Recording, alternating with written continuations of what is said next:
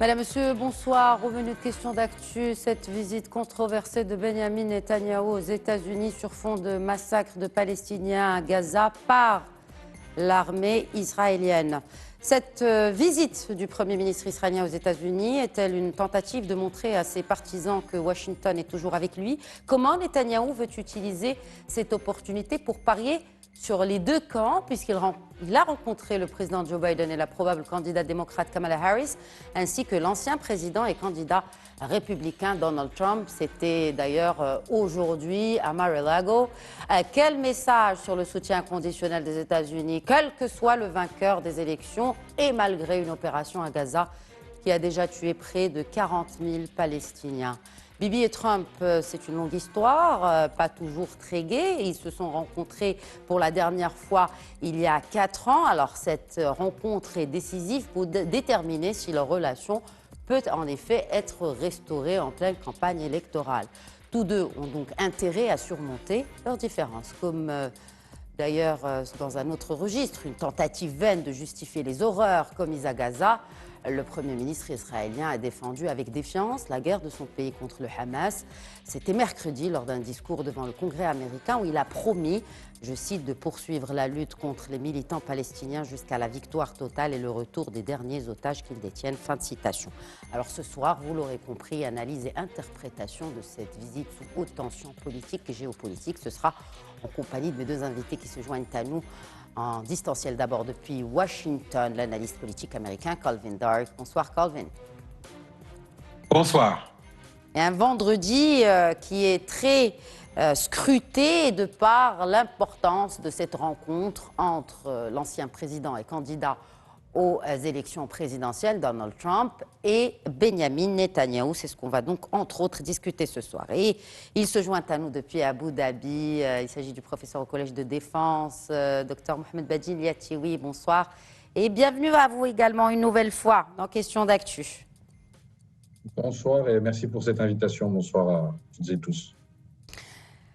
Calvin Dark, donc cette visite qui dure d'ailleurs depuis 3 jours du Premier ministre Benyamin Netanyahou sous haute, bien sûr, sécurité, mais aussi sous haute tension parce qu'il y a eu des manifestations, notamment pour soutenir la cause palestinienne, mais aussi pour tout simplement dire stop au massacre à Gaza. Quel a été le ton de cette visite dans la rue américaine? Comment les Américains ont accueilli Benyamin Netanyahou?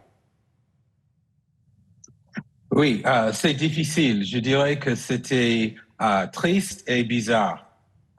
Triste parce que le Premier ministre Netanyahou, devant le Congrès, critiquait nous, les Américains, pour les manifestations.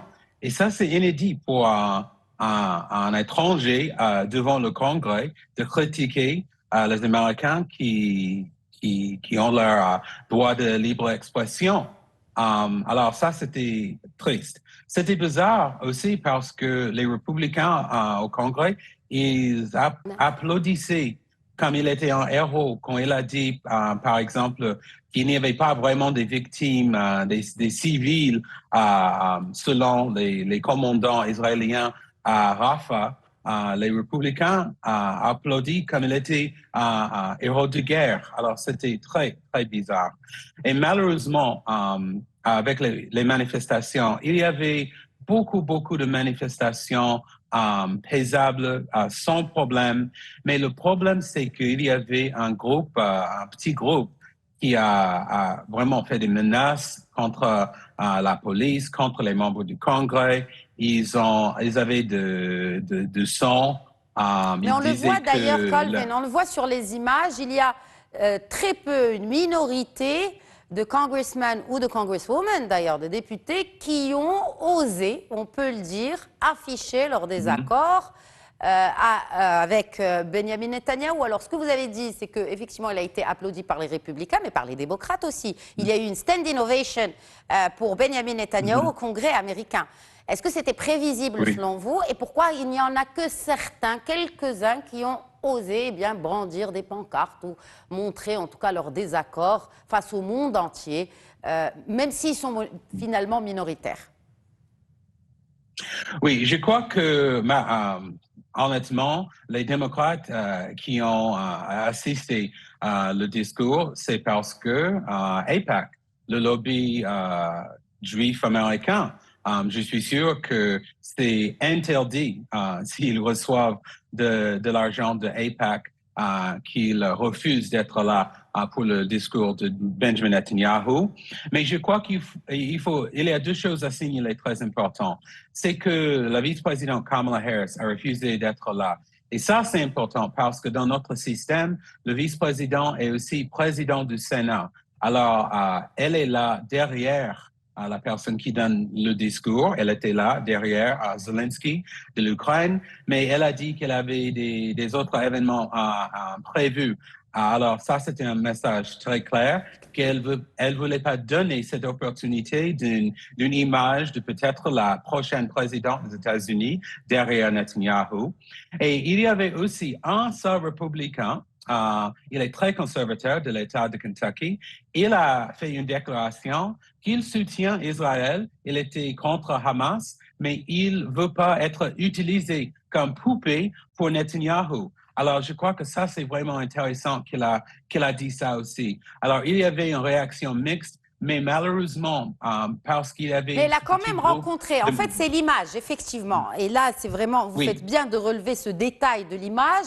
Kamala Harris n'a pas été au Congrès, mais elle a quand même reçu le Premier ministre israélien.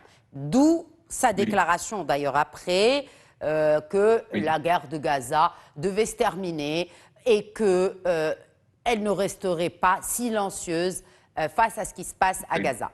Mais elle a quand même reçu, mais pas au Congrès. Donc il y a cette différence, il y a cette nuance qui n'est pas des moindres, n'est-ce pas? Oui, et aussi c'est très important aussi qu'il y avait deux réunions. Parce que normalement, une réunion avec le président et la vice-présidente à côté de lui, mais il y avait deux réunions et Biden, il n'a pas fait de déclaration après la réunion avec Netanyahu pour peut-être souligner les grands moments de sa conversation. Mais Kamala Harris elle a fait toute seule. C'est-à-dire, normalement, elle l'a fait à côté du Premier ministre pour démontrer la solidarité, mais elle a parlé de l'engagement des États-Unis pour la sécurité d'Israël, mais elle a dit aussi I hear you, I see you. Je vous entends, je vous vois. Ça, c'est un message des électeurs, des démocrates qui manifestent autour de la Maison-Blanche. Et ça, c'est très important. Est-ce que ce sont, je me tourne maintenant vers Mohamed Badil Yatioui, sur cette déclaration de Kamala Harris, même, il faut le rappeler, le président qui est le président actuel, le président Biden, on voit qu'il y a un changement de ton. La déclaration de Biden aussi, elle montre quand même une certaine sévérité vis-à-vis de la politique de Netanyahou à Gaza. Mais ce n'était pas le cas il y a quelques mois. Est-ce que c'est parce qu'il n'est plus dans la course à la Maison-Blanche qu'il se permet, en tant que chef de l'État, d'adresser certains messages clairs à Benjamin Netanyahou lors de sa visite? Alors, il y a plusieurs éléments. La première chose, c'est que la visite n'a pas été l'initiative de Joe Biden. Ce sont les membres du Congrès, en particulier les républicains, qui ont invité le Premier ministre israélien. Donc ça, c'est la première chose. La deuxième chose, comme vous l'avez très bien dit, ma chère Khadija, c'est que Joe Biden n'a plus rien à perdre. Il ne se représentera pas. Il a l'âge qu'il a, il ne reviendra pas en politique pour un éventuel second mandat plus tard. Donc, il n'a plus rien à perdre. Et le troisième élément, c'est que Joe Biden est un peu irrité. C'est-à-dire que la durée du conflit, la durée et l'intensité des frappes israéliennes, le nombre de morts et la situation humanitaire catastrophique dans la bande de Gaza ont créé une accumulation. Et dans le même temps, il ne faut pas oublier que Joe Biden et son équipe, notamment Anthony Blinken, ont cherché depuis des mois à construire, on va dire, un nouvel ensemble régional, c'est-à-dire utiliser la tragédie de ce qui s'est passé le 7 octobre pour essayer de créer un nouveau cadre de négociation, notamment avec les Saoudiens. Les Saoudiens ont leurs exigences, la création d'un État palestinien dans les frontières de 67 et un accord de défense signé noir sur blanc. Il y a, par exemple, la situation avec la Jordanie, il y a la situation avec l'Égypte, c'est-à-dire que les Américains voient ça de façon beaucoup plus globale. Et il ne faut jamais oublier la menace iranienne, qui est une menace pour Israël, mais qui est aussi une menace pour un ensemble d'acteurs au Moyen-Orient qui sont des alliés des États-Unis. Donc Joe Biden est irrité, Joe Biden n'a plus rien à perdre et Joe Biden a essayé de mettre les points sur les i avec Benjamin Netanyahou, puisqu'il sait qu'il va passer la main à Mme Harris ou à M. Trump au mois de janvier. Alors, et cette déclaration, Mohamed Badiliati, oui, cette déclaration de Harris qui promet de ne pas rester silencieuse, qui appelle à une fin de la guerre, est-ce que ça aurait un impact, quel que soit-il d'ailleurs, positif ou négatif, d'ailleurs d'abord dans son camp, notamment l'aile gauche du Parti démocrate, très pro-palestinien, ou de l'autre côté aussi des gros donateurs qui peuvent y voir une menace envers Israël ou du soutien américain envers Israël? Je pense que c'est vraiment une stratégie électorale, c'est-à-dire que la gauche du Parti démocrate est clairement remontée et la jeunesse américaine dans les campus, en tout cas une partie d'entre elles, est fortement remontée contre ce qui se passe. Donc maintenant, toute la question pour Kamala Harris, c'est de savoir comment pouvoir à la fois démontrer qu'elle est un soutien d'Israël, puisque de toute façon, on sait très bien, que ce soit Donald Trump ou bien Mme Harris, le soutien à Israël va continuer. C'est-à-dire que ça fait partie, on va dire, de la doctrine américaine en matière de politique étrangère. Et la sécurité d'Israël est vue comme une question de sécurité nationale pour les Américains. Donc ça ne changera pas. Mais elle doit se faire élire. Elle doit se faire élire. Il y a plusieurs éléments à prendre en compte. Il y a l'électorat, la jeunesse, il y a les minorités qui sont fortement mobilisées. Il y a des États, par exemple notamment le Michigan, où il y a une forte population d'origine arabe. Donc ça joue aussi, même si la population dans son ensemble arabe et arabo-musulmane est vraiment très faible aux États-Unis, si on la compare à d'autres minorités. Mais tous ces éléments-là sont à prendre en compte et électoralement, elle sait qu'elle peut perdre. Soit s'il y a de l'abstention, ça c'est quelque chose qui peut lui être fatal dans certains États, soit s'il y a un éventuel troisième candidat ultra minoritaire indépendant qui peut lui prendre 1% et la faire perdre au niveau national. Donc, surtout avec le système des grands électeurs, on sait que les fameux swing states peuvent basculer pour quelques milliers de voix ou quelques centaines de voix, et ça peut faire basculer toute une élection sur un seul État. Donc, il y a beaucoup d'éléments à prendre en compte pour elle, et c'est très risqué. Maintenant, la question des donateurs, je ne pense pas qu'ils seront, entre guillemets, troublés, parce qu'elle n'a pas non plus dit quelque chose de révolutionnaire à l'encontre d'Israël. Calvin Darky, on le voit, hein, parlant de donateurs, quand même, elle chiffre vite Kamala Harris en termes de collecte de dons pour sa campagne, qui vient à peine de commencer. Elle engrange déjà des centaines de millions de dollars. Qu'est-ce qui fait cette popularité de la candidate démocrate vis-à-vis de ses donateurs, d'autant plus qu'elle vient d'avoir l'endorsement, ce soutien du couple Obama, donc il ne va que renforcer finalement sa popularité envers des donateurs. Mais qu'est-ce qui fait que les donateurs ont commencé à sortir leur chéquier pour soutenir Kamala Harris? Oui, aux États-Unis, on dit que nous parlons avec nos portefeuilles. C'est-à-dire que pendant cette période où Joe Biden, il était le candidat, mais c'était inévitable qu'il se retire de la course, la peur, c'était l'argent, le soutien de la base démocrate.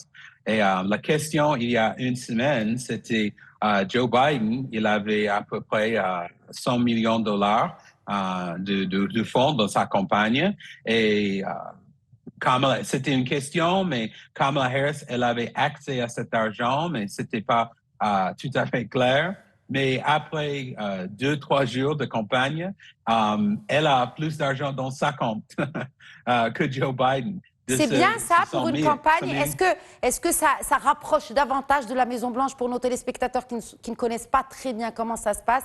Est-ce que le plus de dons est là, le plus de budget est là, mieux se porterait sa campagne? Oui, et il faut distinguer aussi, nous avons deux voies pour la campagne. Il y a la voie individuelle et la voie des PAC, Political Action Committee. Et c'est-à-dire, la différence, c'est que maintenant, il y a une limite. Je crois que ça dépend de l'individu s'il y a un couple, mais c'est à peu près $3,000. C'est tout. Alors, ça, c'est le maximum que moi, un individu, peut donner à Kamala Harris. Mais pour la deuxième voie, c'est pour le Political Action Committee, il n'y a pas de limite. Ça, c'est comme Elon Musk a dit qu'il va donner des millions de Donald Trump. Alors, tout cet argent, depuis l'annonce que Kamala Harris est la candidate, c'est par la première voie. C'est-à-dire que à peu près maintenant, 150 millions de dollars, c'est par les small dollar donations. C'est-à-dire, c'est pas juste un, deux individus très riches. Non, c'est de grassroots. Et je crois que j'ai lu aussi que presque la moitié sont des défenseurs, de nouveaux défenseurs. La première fois qu'ils ont donné pour le Parti démocrate. Alors, ça démontre qu'elle a le soutien. Et je dis ça pour deux raisons. Une, elle est vice-présidente, elle est nouvelle, ça va être inédit si elle est la première femme afro-américaine à la Maison-Blanche, mais aussi, maintenant, il y a un Est-ce qu'elle est afro-américaine Calvin, est-ce qu'elle est afro-américaine? Oui, à 100%. Et je dis ça parce qu'il y avait une question. J'ai reçu cette question d'un ami à moi en dehors des États-Unis, parce que son père est de Jamaica, je crois, et sa mère est indienne. À cause de la situation raciale aux États-Unis par la loi, si on a une seule partie de sang d'Afro-Américains... alors, c'est dire que les Jamaïcains sont Afro-Americans. Oui. Bon, ce n'est pas notre débat ce soir, mais la question est très soulevée, comme vous avez dû le remarquer, notamment sur les réseaux sociaux. Et la question, par exemple, avec Barack Obama, il y avait un slogan très connu que quelques électeurs voulaient dire il est métis, il est mélangé, sa mère était blanche, père était noir, mais on a dit... Oui, bon, il a clairement une sœur au Kenya, donc là, vraiment, pour les roots, c'est indéniable qu'il est afro-américain. Oui, mais s'il avait commis un crime, il serait Barack Obama, le black, le noir. Alors, c'est aux États-Unis, quand c'est positif, on pense peut-être qu'il est mélangé avec ça ou ça, mais quand c'est négatif, oui, il est afro-américain. Alors, si elle est afro-américaine, pour le négatif, c'est aussi pour le positif. Alors, justement, il faut le rappeler aussi, Calvin, cette même Kamala Harris qui a passé le jour de l'an dans le headquarter de Barack Obama, c'était en 2007, c'était dans l'Iowa. Elle était un soutien inébranlable, c'était l'une des premières supportrices de Barack Obama lors de sa campagne présidentielle de 2007. On voit, il lui rend un peu l'appareil en l'endorsant, en la soutenant, en lui montrant son plein soutien. Sa femme aussi, d'ailleurs. Comment cela peut-il changer la donne pour Kamala Harris? Ça peut changer la donne pour deux raisons. Une, parce que les Obama sont très, très populaires. Même chez les Afro-Américains? Même chez les Afro-Américains, même chez les Blancs, surtout avec leur deal avec Netflix. Ils croisent dans le Hollywood maintenant. Alors ça, c'est important. Ouais. Mais plus parce important, que le bilan économique pour la population afro-américaine de Barack Obama, il est ce qu'il est. Oui. Je ne vous apprends rien. Oui. Oui. Mais la deuxième raison, c'est la coalition électorale d'Obama. Ça veut dire que Obama, il a réussi à attirer le soutien des jeunes Afro-Américains et aussi des Blancs de la campagne. Par exemple, dans les États conservateurs, l'État d'Iowa maintenant. Ça serait impossible pour un démocrate de gagner, mais il a gagné 2 fois. Alors, mais Hillary Clinton et aussi Joe Biden n'a pu faire. Alors, si Kamala Harris, avec le soutien de Barack Obama, peut rassembler cette coalition de 2008-2012, elle peut gagner. Joe Biden, par exemple, il ne pouvait pas. Il n'était pas populaire avec les jeunes, par exemple. Pour les jeunes, il était l'alternative à Donald Trump. Mais Kamala Harris, elle a beaucoup, beaucoup à offrir. Alors, pour revenir à cette visite du chef du gouvernement israélien, Benjamin Netanyahou, aux États-Unis, il était en Floride donc aujourd'hui, où il a rencontré l'ancien président Donald Trump et actuel candidat. Et il est intéressant de regarder cette image et de la comparer avec sa dernière rencontre où il a presque refusé de serrer la main à l'époque où il était dans le bureau ovale, au bureau ovale, ce même Donald Trump qui avait refusé de serrer la main à Benjamin Netanyahou alors qu'il n'y avait pas la guerre qu'il y a aujourd'hui, il n'y a pas les massacres qu'il y a aujourd'hui. Mais là, on le voit, il y a Donald Trump qui, comme pour confirmer peut-être que beaucoup d'eau a coulé sous les ponts, eh bien, il met sa main gauche sur le poing avec cette poignée de main doublement appuyée par Donald Trump. Première réaction, premier commentaire, Mohamed Badil Yatioui, sur cette image de la rencontre aujourd'hui de Trump et Bibi. On voit qu'il y a bien évidemment un soutien beaucoup plus clair qu'il y a 4 ans. D'ailleurs, il y avait toujours ce problème depuis le départ de la Maison-Blanche de Donald Trump, de savoir comment est-ce qu'ils allaient se rabibocher, puisque Trump lui en voulait beaucoup d'avoir reconnu la victoire de Biden, alors que Trump la contestait. D'ailleurs, continue de la contester encore 4 ans après. Donc, ça, c'est la première chose. L'autre élément qu'il faut prendre en compte, c'est que là, on est dans une situation différente désormais, puisque le conflit avec les Palestiniens à Gaza risque de s'étendre au Liban. Il y a une volonté du gouvernement Netanyahou de l'étendre au Liban, et pour cela, il faudra un soutien américain. Il faudra que l'aide militaire continue, augmente. Donc, il cherche un soutien de poids, puisque Donald Trump garde quand même beaucoup de chances de retourner à la Maison-Blanche. L'autre élément aussi qu'il faut prendre en compte, c'est le fameux vote pro-israélien. On sait que l'électorat juif américain, historiquement, votait plutôt pour les démocrates, et Kamala Harris va essayer de le maintenir.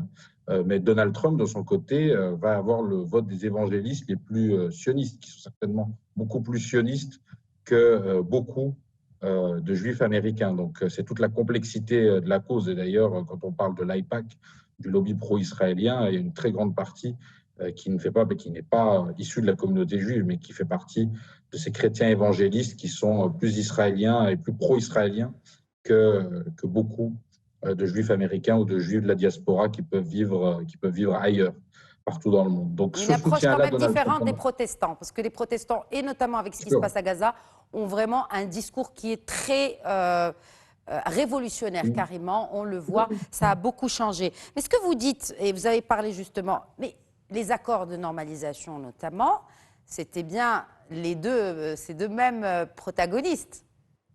Oui, tout à fait. Et il va y avoir une volonté, je pense, de les poursuivre et de les étendre.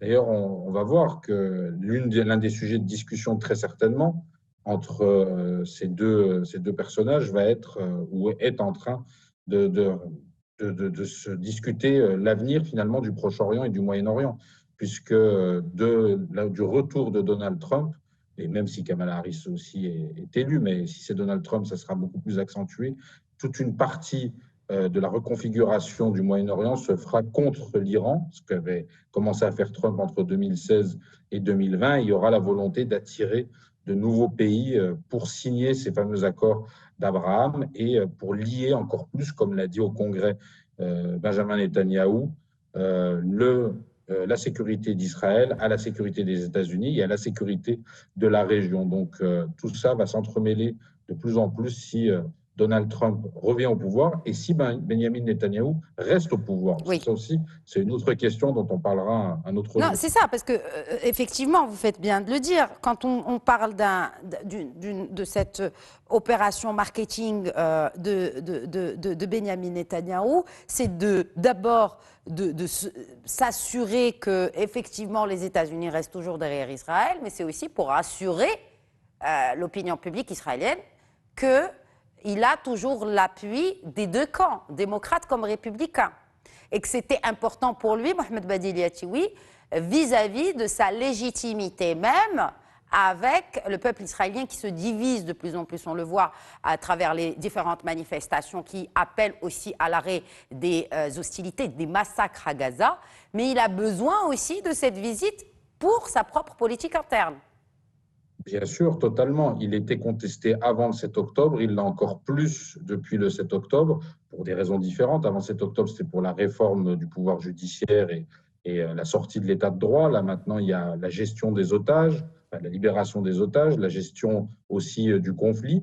Et il y a un sondage qui est sorti juste avant son discours au Congrès à Washington, où il y avait 72% des Israéliens qui souhaitaient un départ de Netanyahou. Wow. Donc là, on est au-delà de la gauche israélienne ou des centristes. Là, on a même des gens, on va dire, de la droite, même de la droite la plus dure, qui considèrent que M. Netanyahou n'est plus à même de diriger Israël pour tout un tas de raisons. Et il y a aussi une question d'image. Il ne faut pas oublier qu'il y a la question de la Cour internationale de justice qui a condamné Israël pour l'occupation et pour ses actions violentes. Et de l'autre côté, il y a la CPI qui, elle, a carrément émis un mandat d'arrêt contre lui. Donc ça, c'est un véritable problème aussi pour l'image d'Israël dans l'ensemble du monde et même aux États-Unis. C'est pour ça qu'on a eu ces manifestations à Washington et c'est pour ça que les universités américaines et les campus, depuis de nombreux mois, sont dans une situation de tension extrême.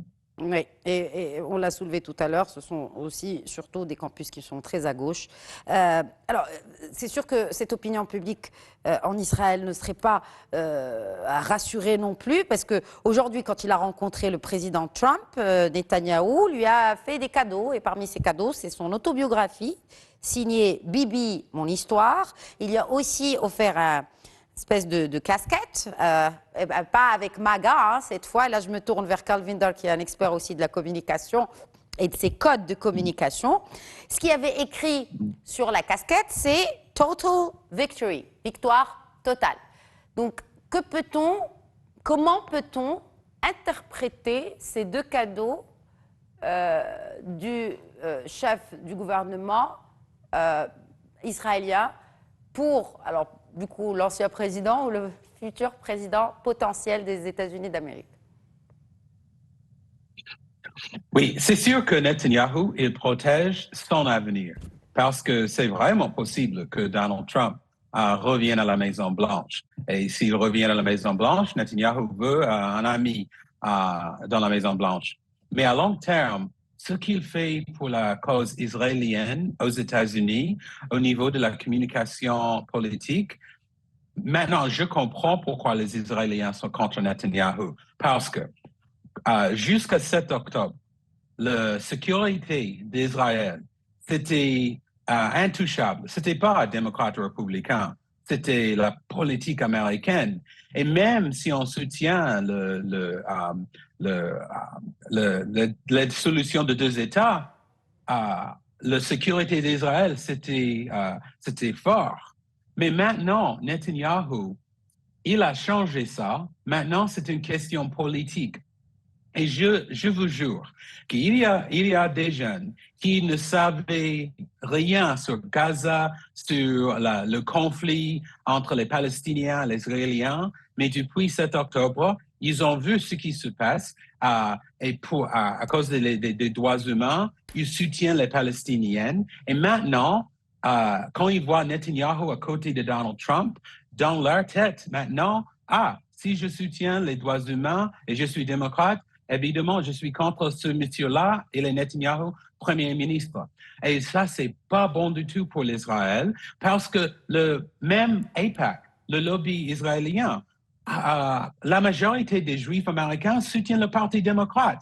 Alors, ils savent que si cette question de la stabilité et sécurité d'Israël devient un sujet politique pour les républicains, ils vont perdre leur soutien. Alors ça, c'est le dommage que Netanyahou fait avec ses photos, parce que Donald Trump, il est le plus grand inspirateur pour les électeurs démocrates d'aller voter contre lui. Et c'est pas bon du tout pour le futur d'Israël aux États-Unis. Alors, est-ce que, bon, on l'a vu, Robert Kennedy, qui était aussi dans la course à la présidentielle, mais sans vraiment de camp, il était indépendant. Il a arrêté tous ses meetings de campagne. Est-ce qu'on pourrait voir un descendant de Kennedy soutenir la candidature de Donald Trump? Calvin. Moi, je crois qu'il ne va pas le faire parce que l'objectif de Robert F. Kennedy Jr., c'est pas de gagner. Il sait que c'est impossible. Techniquement, c'est impossible parce qu'il n'est pas sur le scrutin dans tous les États. C'est impossible qu'il gagne. Mais il veut l'attention politique. Il veut être un joueur dans le monde politique parce qu'il est de la famille Kennedy. Mais il a des voix. Alors, on peut quand même, c'est quelque chose qu'on peut aujourd'hui admettre, c'est que même si c'est impossible, mais il a réussi quand même à avoir une partie de l'électorat qui adhère à ses idées, qui adhère à ses promesses de campagne. Pour cette catégorie-là, est-ce que s'il appelle à soutenir tel ou tel candidat, ces électeurs pourraient éventuellement voter pour Donald Trump s'il appelle à soutenir Donald Trump? Je crois qu'il va pas soutenir Kamala Harris ou Donald Trump, mais il va dire à la fin que il est le seul candidat qui peut vraiment changer l'avenir des États-Unis. Alors, il veut créer le chaos. C'est son but. Mais c'est vrai que dans les États où il est sur le scrutin, il peut changer le vote. Mais ce n'est pas encore certain s'il aide les démocrates ou les républicains. Alors, c'est pour ça que chaque campagne, ils ont des équipes avec le focus sur Robert F. Kennedy Jr. et comment démentir tout ce qu'il dit aux démocrates et aux républicains. Très bien. Dernier mot, messieurs, plus que quelques mois. Cette visite de Netanyahou, finalement, est-ce que ce ne sera qu'un coup de com' ou il pourrait en résulter une trêve en attendant le scrutin présidentiel? Je commencerai par Mohamed Badiliati, oui, je me tournerai vers Calvin après. C'est un gros coup de communication pour Benjamin Netanyahou, qui est le chef de gouvernement ou chef d'État qui a été invité le plus de fois au Congrès. C'était la 4e fois. Standing ovation, malgré les critiques à l'extérieur. Pour ce qui est de la trêve, je pense qu'au contraire, on va vers une accentuation des tensions et une crise au Liban qui pourrait très vite dégénérer. On a vu aussi les Israéliens attaquer les Houthis au Yémen. Donc, il y a plutôt un risque d'embrasement plutôt qu'une possibilité de trêve, malheureusement. Calvin. Je crois que il y a beaucoup de choses qui vont changer entre maintenant et les élections. Et ce n'est pas encore sûr exactement qu'est-ce que ça est le focus des deux parties de la situation politique en 2 semaines. Alors, ça, c'est un peu difficile à dire, mais je sais que c'est inédit que maintenant, on ne sait pas quelles sont les priorités politiques pour les deux camps. Ce n'est pas la priorité pour les électeurs, parce que c'est inédit aux États-Unis d'avoir 100 jours de campagne au lieu de 2 ans. Alors, il y a beaucoup de questions sans réponse. Très bien, il y a beaucoup de questions sans réponse. Il y en a une en particulier, c'est parce que si Netanyahou est aux États-Unis aussi, en dehors de la com', c'est essentiellement pour la communication, c'est aussi pour le soutien. Et qui dit soutien dit budget. Oui. Les chiffres justement de l'endettement qui disent que 76% des taxes qui ont été payées par des Américains sont parties pour payer la dette. Qui atteint des chiffres astronomiques, il y a tellement de zéros qu'on ne peut même plus les compter. Est-ce que cela pourrait affecter aussi l'électorat? C'est-à-dire, finalement, le contribuable américain, et pour le soutien à Israël, et pour le soutien à l'Ukraine? Ça, c'est une question pour des républicains, mais en gros, ça, c'est pas une question. La vraie question, c'est que je sais que si Kamala Harris gagne, elle va continuer avec le soutien militaire, peut-être au même niveau. Mais la différence peut être avec des conditions publiques pour Israël avec nos armes. Et si elle peut faire cette différence, l'argent n'est pas assez important que les commentaires de nouvelles présidents peut-être contre la crise humanitaire. Oui, contre la crise humanitaire, mais in fine, elle doit aussi répondre aux questions économiques. Ce n'est pas c'est pas que républicain, mais je pense que les démocrates aussi ont des enjeux vis-à-vis des questions économiques, parce que in fine, c'est ce qui compte pour l'Américain lambda. C'est son niveau de vie qui ne cesse de se détériorer depuis quelques années maintenant. En tout cas, merci beaucoup, messieurs. Le temps de l'émission est désormais terminé. Merci, Calvin Dark. Merci de vous être joint à nous depuis Washington. Merci. Et merci à Dr Yetiwi aussi. Merci d'avoir été avec nous. Merci beaucoup pour cette invitation. Marhaba. Merci à vous de nous avoir suivis. Très bonne soirée.